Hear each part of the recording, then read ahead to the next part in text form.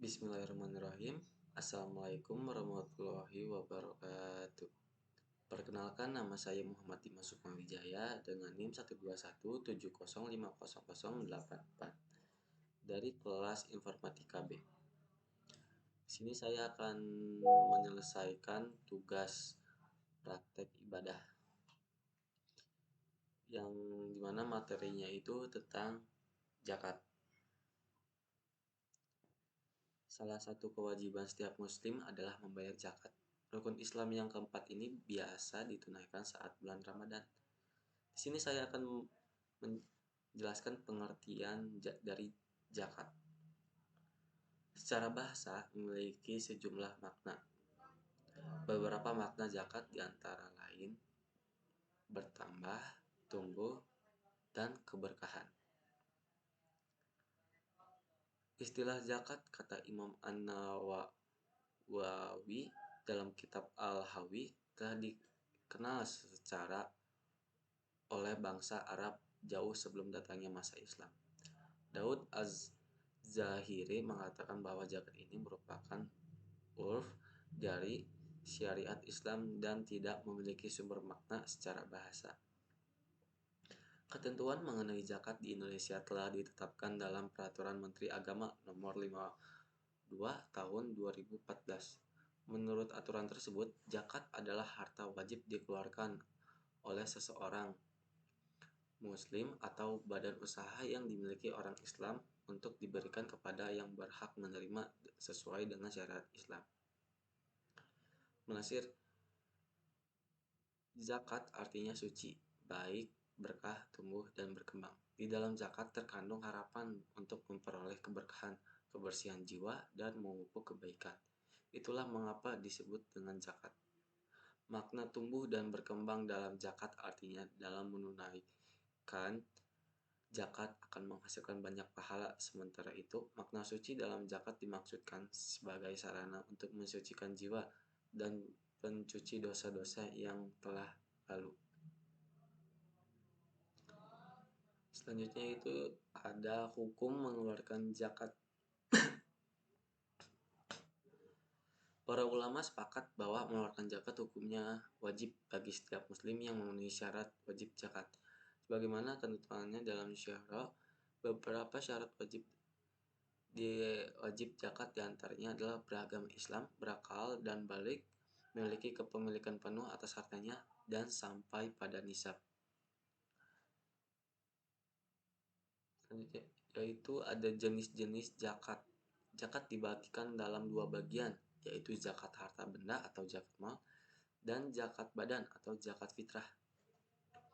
Yang pertama, saya akan menjelaskan tentang zakat mal. Zakat mal atau zakat harta adalah zakat yang wajib dikeluarkan seorang muslim sesuai dengan nisab dan haulnya. Nisab merupakan syarat minimum harta yang dapat dikategorikan sebagai wajib zakat.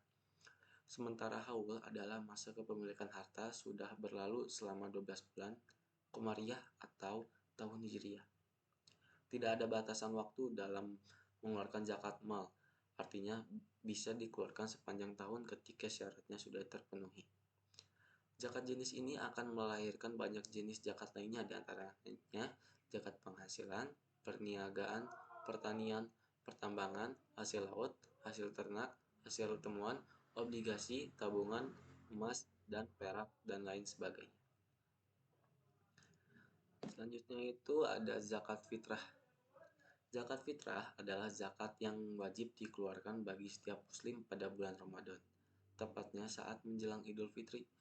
Besaran zakat fitrah setiap orang adalah 1 sa atau setara dengan 3,5 liter atau sekitar 2,5 kg makanan pokok.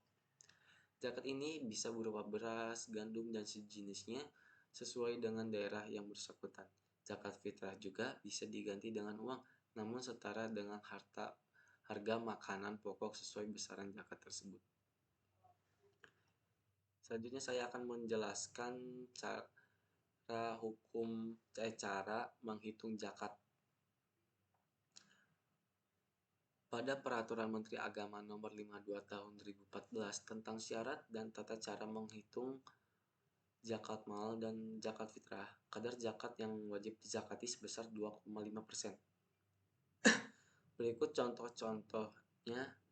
Yang pertama, cara menghitung zakat emas. Zakat emas wajib ditunaikan jika telah mencapai nisab 85 gram. Kadar zakat emas adalah 2,5%. Jika emas yang dimiliki melebihi nisab, maka zakat yang dibayar adalah 2,5% dari kepemilikan. Selanjutnya, cara menghitung zakat mal perak. Zakat perak wajib ditunaikan jika telah mencapai nisab 595 gram. Kadar zakat perak adalah 2,5%. Jika perak yang dimiliki melebihi nisab, maka zakat yang dibayar adalah 2,5% dari kepemilikan. Selanjutnya juga ada cara menghitung zakat mal uang. Zakat uang wajib ditunaikan jika telah mencapai nisab 85 gram emas. Kadar zakat atas uang adalah 2,5%. Jika uang yang dimiliki melebihi nisab, maka zakat yang dibayar adalah 2,5% dari kepemilikan atas uang. Begitupun dengan zakat perniagaan. Nisab zakat perniagaan senilai dengan 85 gram emas. Kadar zakat perniagaan sebesar 2,5%. Selanjutnya, zakat pertanian, perkebunan, dan kehutanan. Nisab zakat pertanian, perkebunan, dan kehutanan senilai 653 kilo gabah. Kadar zakat pertanian, perkebunan, dan kehutanan sebesar 10% jika tak ada hujan atau 5% jika menggunakan irigasi dan perawatan lainnya. Apabila panen melebihi nisab, zakat yang harus dibayar sebesar 10% jika tak ada hujan atau 5% jika menggunakan irigasi dan perawatan lainnya. Selanjutnya, saya akan menjelaskan orang-orang yang berhak menerima zakat. Yang pertama yaitu fakir, yaitu orang yang tidak mempunyai harta atau usaha yang dapat menjamin 50% kebutuhan hidupnya untuk sehari-hari.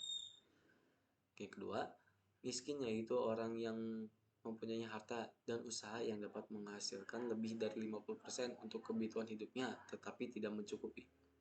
Dan yang ketiga, amil, yaitu panitia zakat yang dapat dipercayakan untuk mengumpulkan dan membagikannya kepada yang berhak menerimanya sesuai dengan hukum Islam.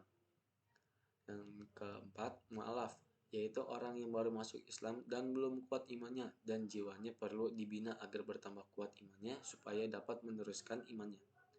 Dan yang kelima, hamba sahaya, yaitu orang yang mempunyai perjanjian akan dimerdekakan oleh tuannya dengan jalan menebus dirinya. Dan yang keenam, gharimin, yaitu orang yang berhutang untuk sesuatu kepentingan yang bukan maksiat dan ia tidak sanggup untuk melunasinya.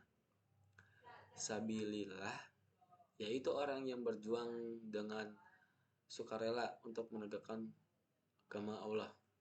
Dan yang terakhir, musafir, yaitu orang yang kekurangan perbekalan dalam perjalanan dengan maksud baik seperti menuntut ilmu, menyiarkan agama, dan sebagainya. Dan di sini juga ada orang-orang yang tidak berhak menerima zakat. Di antaranya yang pertama itu orang kaya. Rasulullah bersabda, tidak halal mengambil sedekah zakat bagi orang yang kaya dan orang yang mempunyai kekuatan tenaga. Hadis riwayat Bukhari. Dan yang kedua, hamba sahaya, karena masih mendapat nafkah atau tanggungan dari tuannya. Dan yang ketiga, keturunan Rasulullah. Rasulullah bersabda, sesungguhnya tidak halal bagi kami ahlul bait mengambil sedekah zakat. Hadis riwayat Muslim. Dan yang keempat, orang yang dalam tanggungan yang berzakat, misalnya anak dan istri. Dan yang terakhir, orang kafir. Begitu saja yang bisa saya jelaskan, kurang lebihnya mohon maaf. Wassalamualaikum warahmatullahi wabarakatuh.